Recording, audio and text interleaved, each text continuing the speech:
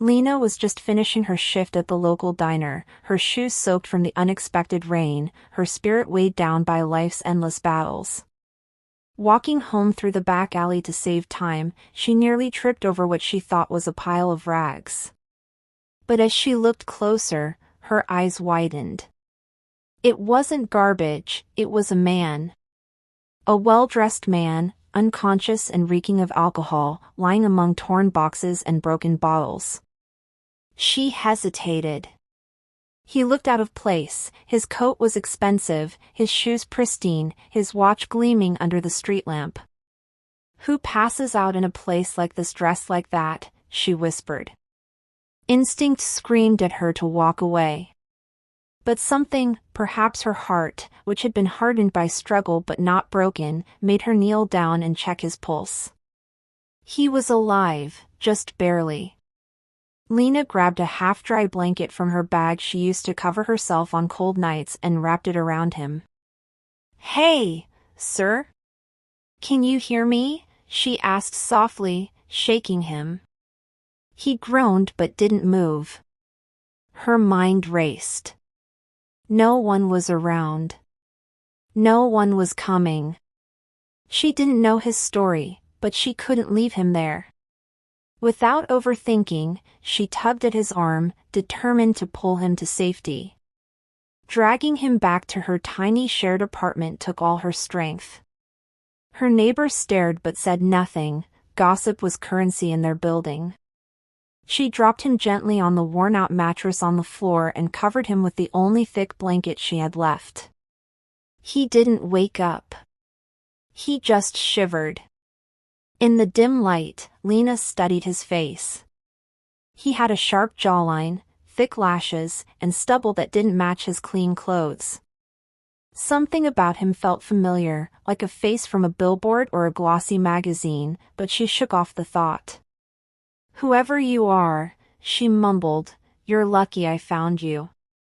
She made warm tea and left it by his side, then settled on the floor by the door. She didn't sleep. She just watched him, unsure if she had done the right thing. Was he dangerous? Would he wake up angry? Or worse, violent? But something deep down told her, this man was running from something, and somehow, she was now part of it. By morning, Lena heard groaning. The man sat up, holding his head like it was splitting in two. He looked around in confusion, eyes bloodshot and wide with alarm. Where am I?" he croaked. "You were passed out behind the diner." "I dragged you here," Lena said, her tone guarded. "Don't freak out. You were in bad shape.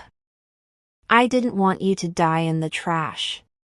His eyes landed on her, softening for a moment, as if trying to understand what kind of person would do that for a stranger. "I don't remember anything," he muttered. He noticed the tea, touched the warm mug, and looked at her with an expression that hovered between gratitude and shame. "Thank you," he said quietly. Lena nodded but stayed alert. Something about this man didn't add up, and her instincts were rarely wrong. They sat in awkward silence. "I'm Lena," she offered first, breaking the tension. "And you are?" He hesitated for a moment, clearly weighing his options. Then, reluctantly, he said, "Adrian." She raised a brow. "Just Adrian?" He nodded and looked away. But Lena had worked long enough in the diner to recognize big names. Adrian looked exactly like the man on that sleek bottled water advertisement. But why would a man like that be lying in trash? He seemed to notice her studying him. "Don't believe everything you see on billboards," he muttered, then tried to stand but stumbled. Lena caught him just in time. "Maybe don't try to leave until you can walk straight," she said, half smiling. He didn't argue. Adrian remained in her apartment for 3 days, barely talking, lost in his thoughts. Lena offered him her food, and he accepted with hesitation. "You didn't have to do this," he said once, staring at the cracked wall.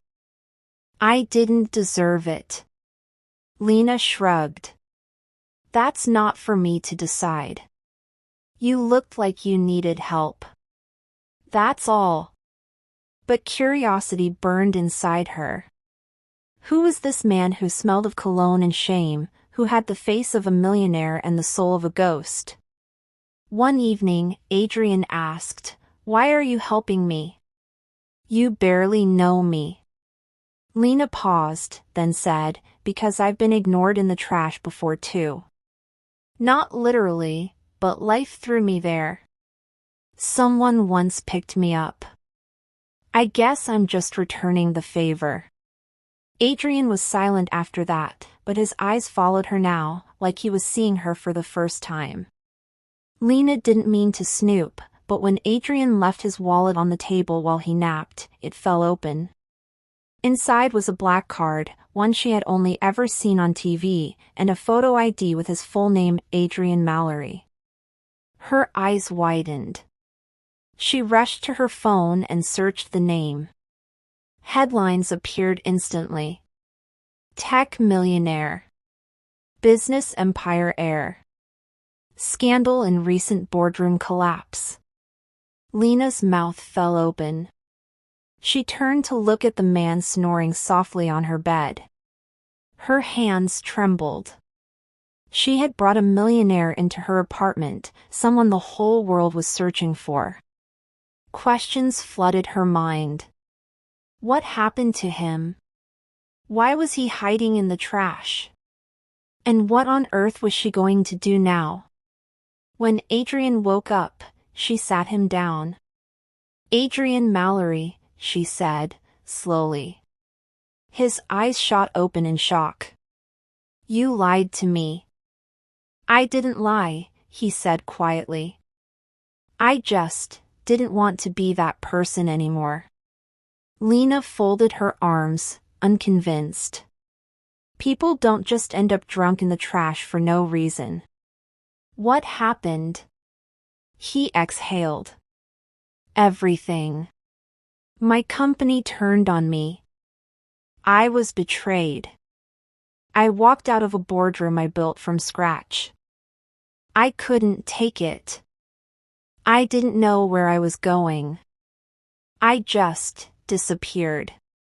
Lena's expression softened a little. He was broken, that much she could see, but he wasn't dangerous. "You're lucky I found you before someone else did," she said. "You're big news out there." Adrian just nodded, pain flashing in his eyes. "I know. I just didn't want to be news anymore." Adrian began helping around the apartment, awkwardly at first. He didn't know how to wash dishes or boil rice, but he tried. Lena found it both frustrating and oddly endearing. It was like watching a prince trying to survive on the streets. They talked more now. Adrian shared little pieces of his past, and Lena, against her better judgment, shared pieces of hers. He learned about her mother's illness, her struggles with jobs, the betrayal of her sister who had left her homeless. "I've never met someone like you," Adrian said one night. "You see straight through everything." Lena chuckled. "I've had to. Life doesn't give you the luxury to be naive when you're poor." He didn't argue. He just stared at her with an intensity that made her heart thud. Adrian's phone finally rang. It had been dead when Lena found him, and he had avoided charging it.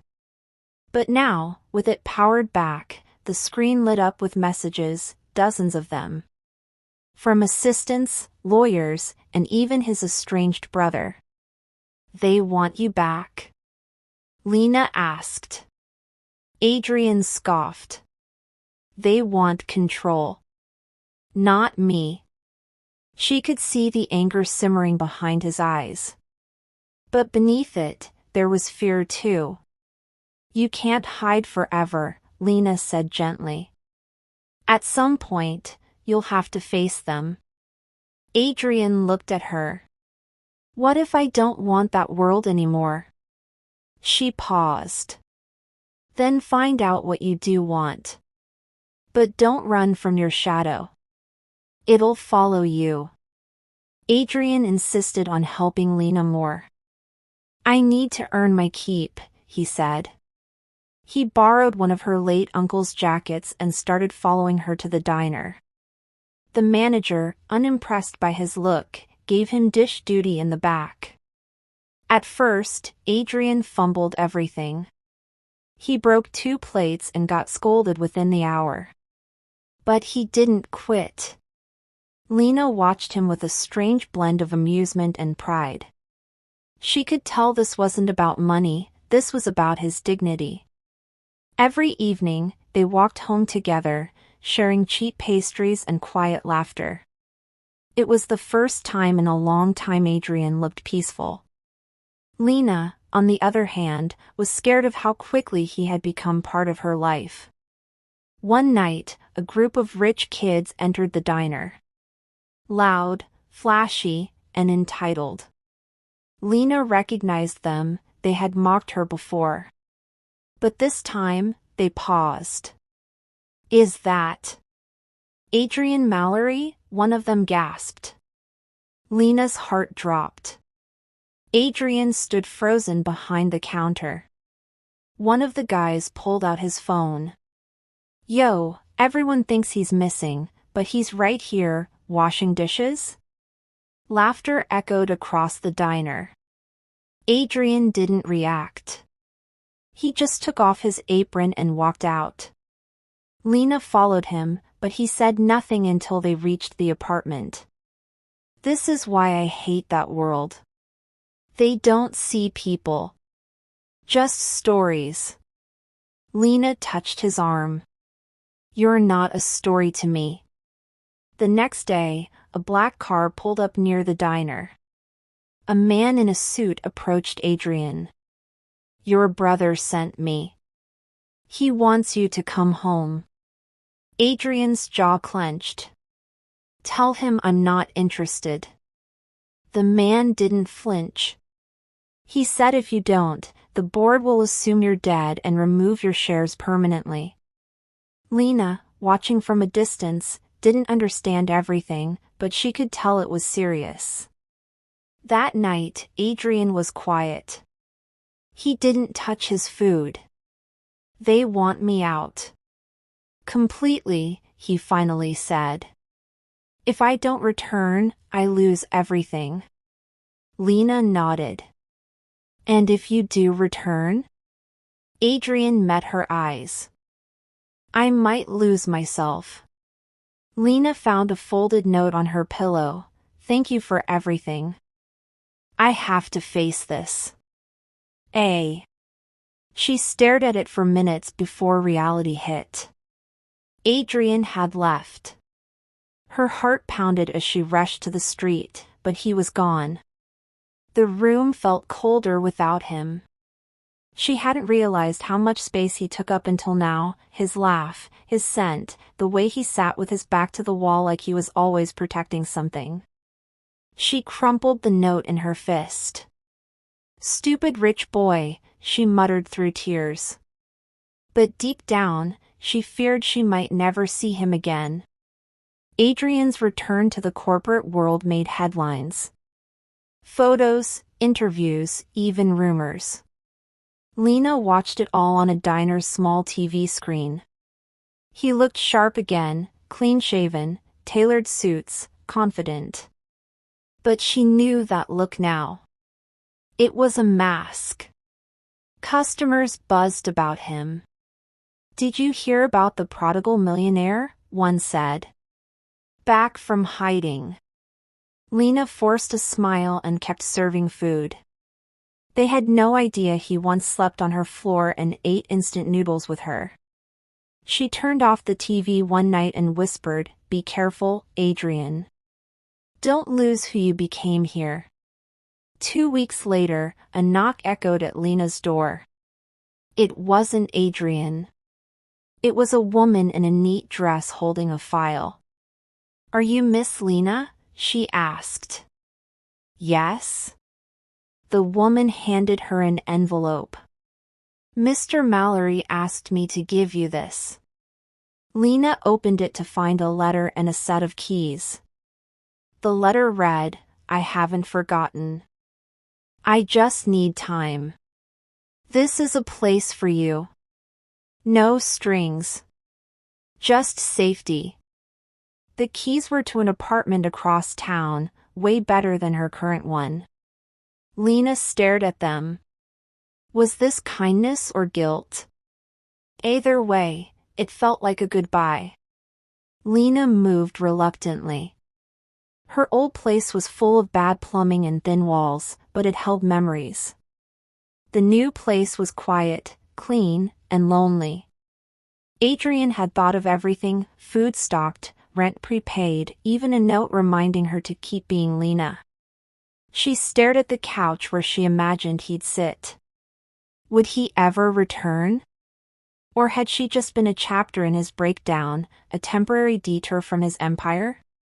Still, she whispered into the silence, "You better not forget me, Adrian. I'm not easy to forget."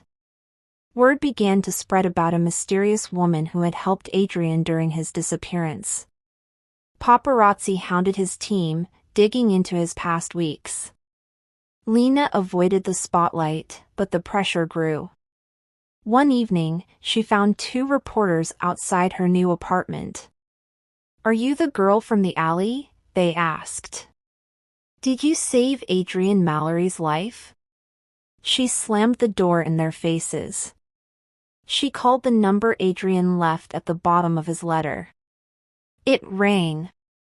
"I didn't ask for this," she said when he answered. His voice was soft. "I know.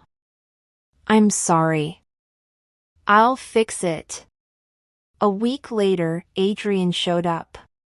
No cameras, no suits. Just him. Standing at her door, looking unsure for the first time in weeks. "Hi," he said. Lena blinked. "Took you long enough." He stepped inside, silent. They stood in the kitchen. "I didn't know how to come back without turning your life upside down," he said. "You already did," she replied. "But not in a bad way." They sat on the floor like old times. Adrian looked at her like she was the only real thing left in his life. "I missed you, Lena." She didn't respond. She just leaned her head on his shoulder. Adrian didn't go back to the mansion.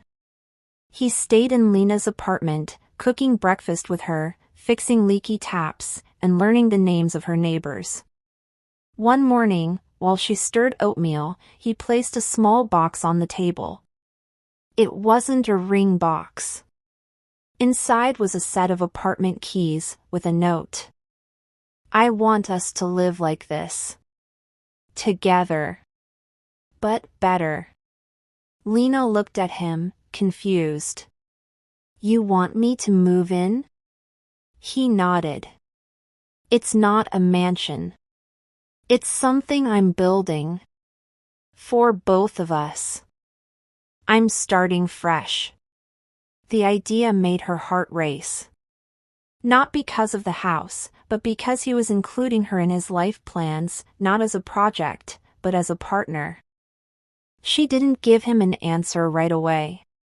But that night, she took his hand while watching TV and whispered, "I'm not running anymore. Just promise me this version of you won't disappear." He smiled, pressing her hand. "This version only exists because of you." The next day, a gossip blog splashed their blurry photo across the internet. "Trash girl becomes millionaire's flame." The comments were brutal. Strangers mocked Lena's clothes, her job, even her apartment building. She tried to laugh it off, but it stung. Adrian was furious. "Let me call someone," get it taken down. But Lena shook her head. Let them talk. I'm not ashamed of where I came from. Still, at her job, customers whispered, and her boss suggested she take some time off until it blows over. Adrian offered her comfort, but she made one thing clear: don't fight my battles for me. I'm not your damsel. He nodded. Then I'll fight with you, not for you. It was the first time someone powerful treated her like an equal, and it made her feel 10 feet tall. Adrian's older brother, the interim CEO, wasn't impressed by his choices. He demanded a board meeting and threw in Lena's name as an influence on Adrian's poor decisions. Adrian refused to let her get dragged. Leave her out of this, he said. But Lena wasn't hiding. She marched into the boardroom uninvited. I don't care about your money. But don't use me as an excuse for your sibling rivalry, she told them, stunning everyone into silence. Adrian was floored. You didn't have to do that. Lena smirked. I know. But I wanted to. I'm tired of people thinking I'm the weak one in this story. From that moment, the board began to see her differently. They started dreaming out loud. Adrian had access to land, resources, and unused property. Lena had ideas for community housing, places for real people like her who'd never get a loan from a fancy bank. They visited abandoned buildings, sketched plans on napkins, and fell asleep at 3 a.m. surrounded by blueprints. It wasn't charity, it was vision. We're not building shelters, Lena said. We're building hope. It was in those quiet nights that their bond deepened. Not out of pity or desperation, but ambition, loyalty, and something that looked suspiciously like love. The media caught wind of their plans and spun the narrative. Playboy millionaire turned savior? Is she the real brains behind the plan? They couldn't win either way. If she stayed silent, they mocked her. If she spoke, they picked her apart. At one point, Lena considered backing out. Maybe they're right. Maybe I'm in over my head. Adrian took her hands. You found me in the trash. And now look at us. We don't shrink for anyone. He took her to one of the sites and said, we build this first. Let the walls speak louder than the gossip. And that was the day she stopped reading headlines and started chasing her own. One of Adrian's old ventures came back to haunt him. A lawsuit. A financial freeze. The board turned cold. His brother tried to push him out again. Lena overheard a heated phone call and saw Adrian gripping the counter in silent rage. He didn't sleep that night. Instead, he walked the streets where Lena once found him, alone, thinking. When he returned, she was awake, waiting. You don't have to fix everything in one night, she said softly. He buried his face in her neck. I just don't want to lose this. Lena held him tightly. Then don't. We fight smarter. We don't fold. Her words were steel wrapped in honey, and he drew strength from them. The lawsuit was dismissed quietly, but the damage lingered. Investors hesitated. Adrian made a bold move. He stepped down from his family's board and put everything into the new project with Lena. A clean break. Some called him reckless. Others called it brave. Lena called it necessary. You finally cut the rope tying you to the past, she said. Their first housing project broke ground. Cement, bricks, and steel began rising where garbage once lay. Lena wore a hard hat. Adrian wore paint-splattered jeans. They looked nothing like the people on magazine covers, and they liked it that way. One afternoon, a little boy ran up to Lena with a hand-drawn card. "Thank you for giving us a home." She knelt and hugged him, tears streaming down her face.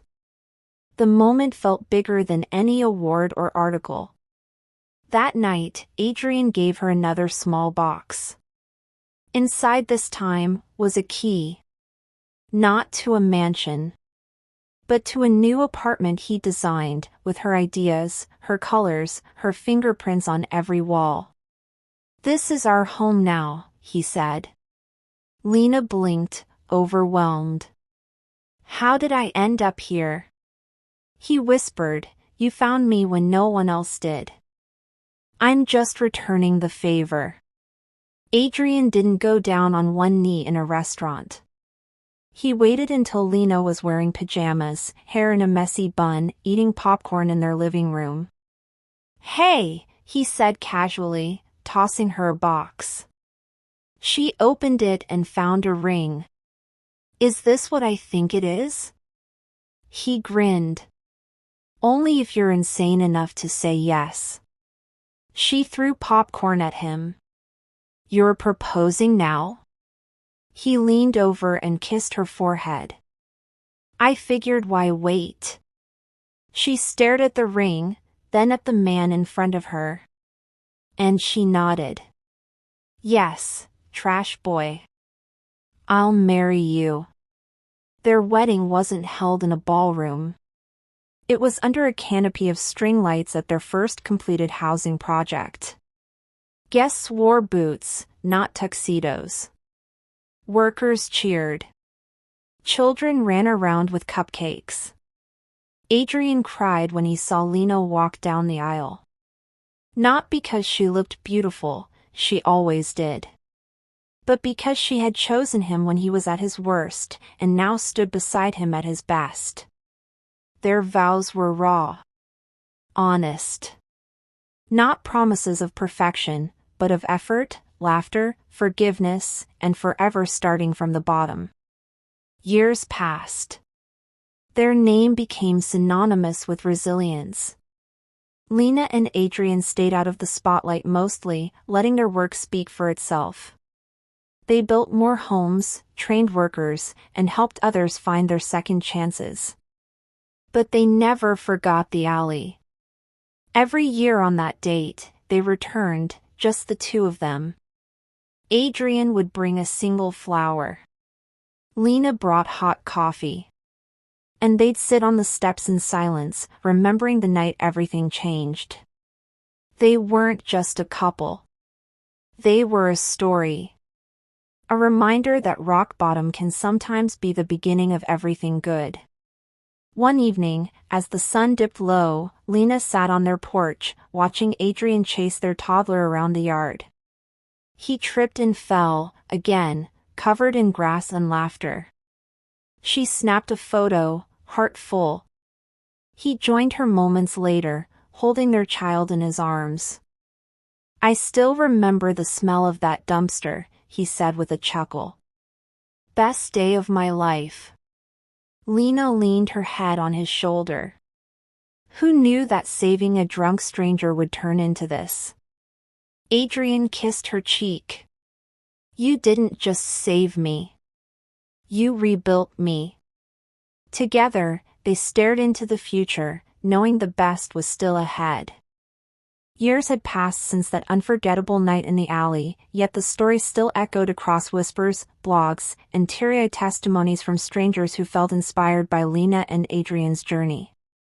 One cloudy evening, Lena was invited to speak at a quiet youth gathering, no flashing cameras, no media buzz, just real people hoping to believe again. Adrian waited backstage with their now school-aged son, watching as Lena stood in front of a small crowd, holding nothing but her truth. She began without notes, without a script. "I didn't grow up dreaming of love or wealth. I grew up surviving," she said, her voice steady. "But one rainy night, I found a man in the trash. Not a man who had nothing, but a man who felt like nothing.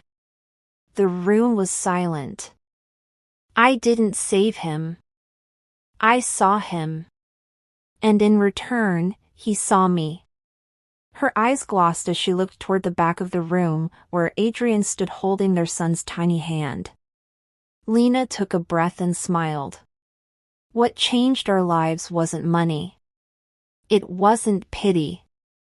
It was two broken people choosing not to stay broken. You may be down today. You may feel forgotten, dirty, rejected, invisible. But I promise, where you are right now is not where your story ends. It could be where it begins. She looked directly into a camera that was quietly live streaming for her growing online audience, the same people who had followed their journey from the first twist to the final triumph. If our story moved you, if it reminded you that love can be messy, loud, real, and beautiful in unexpected places, please hit that subscribe button. Don't just follow our story, be part of it.